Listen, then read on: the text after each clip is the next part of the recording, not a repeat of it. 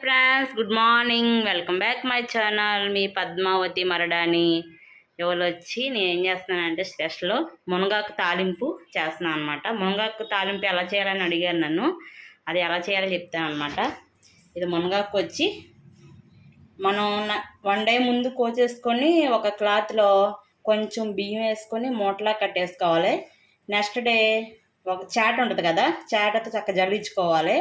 అదంటే ఇది ఆకు ఈ కాళ్ళు ఉంటాయి కదా, వేరువేరుగా వచ్చేస్తాయి అన్నమాట జల్లించుకుంటే.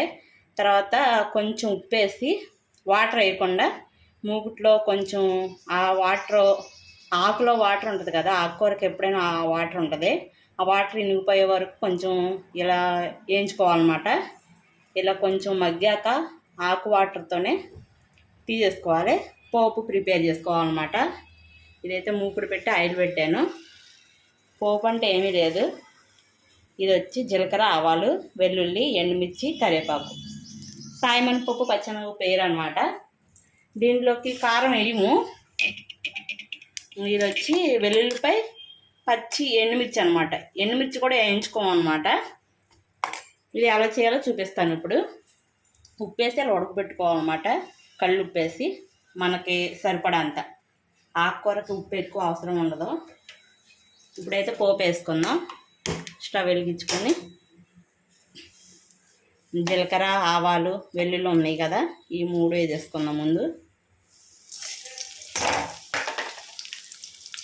వేసేసుకొని పోపు అయితే వేగింది కదా, కొంచెం పసుపు వేసుకున్నాం.